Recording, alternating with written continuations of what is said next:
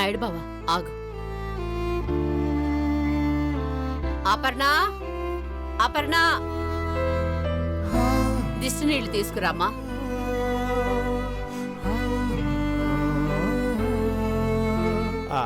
అపర్ణ ఏదో పనిలో ఉండి ఉంటుంది అత్తయ్య. స్నేహిని పిల్లని స్నేహం వస్తుంది. స్నేహ, స్నేహ, స్నేహ.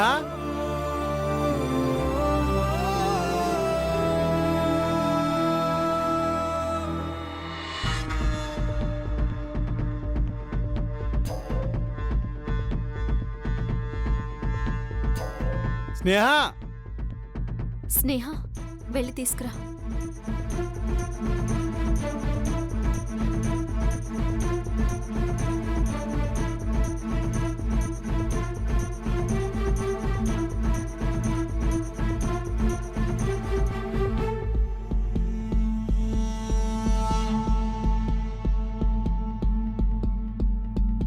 ఒక్క నిమిషం ఉండండి.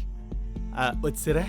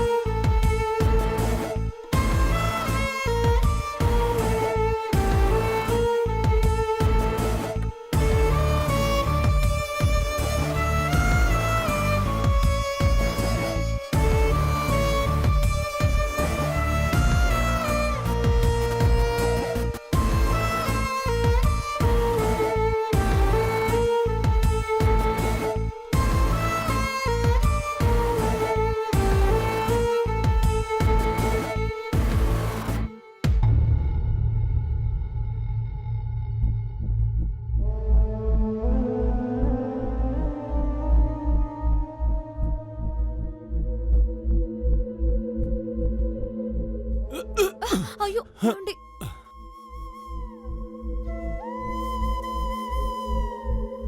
జాగ్రత్తరా, జాగ్రత్త నాయుడు బావా. పర్లేదు శేఖర. ఏంటి నన్ను ఏమన్నా కొత్త ఇంటికి తీసుకొచ్చాయండి? మన ఇల్లే కదా ఈ ఇల్లు. ఈ ఇంట్లో అణువు నాకు కొత్త ఏంటి? అన్నీ తెలుసు. కావాలంటే కళ్ళు మూసుకుని కూడా నడిచి చూపించగలను. చూపించమంటావా? అమ్మా, అలాంటి వాళ్ళది నిజమైన ప్రేమ కాదు, అది వ్యామోహం. ఎగ్జాక్ట్లీ చిన్నత్త. నిజంగా ప్రేమించుకున్న వాళ్ళు అలా చేయరు. ఎంత మనసు విరిగిపోతే కన్న కూతుర్ని పట్టుకొని మా దృష్టిలో చచ్చిపోయా ఉంటుందా తల్లి? అది సరే అమ్మా, తన కూతురుతో తన మాట అనేటప్పుడు ఆమె మాటల్లో వ్యథ, కళ్ళల్లో బాధ గమనించావమ్మా? పెద్దబాబుకు బర్త్డే విషెస్ చెప్పు కూడా వెళ్ళాం కదా. ఊరికే ఎలా కాలిపోతుంది? మంట పెడితేనో పడితేనో తగలబడుతుంది.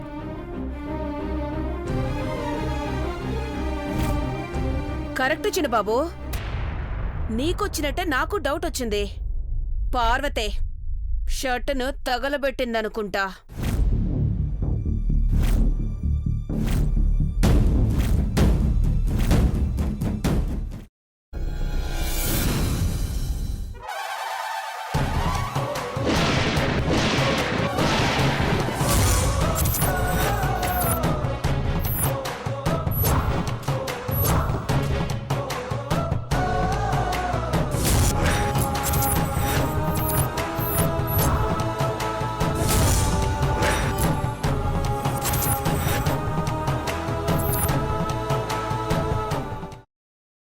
తర్వాత పొట్టు తీసేసి చాప్ చేసి పక్కన పెట్టుకోవాలి.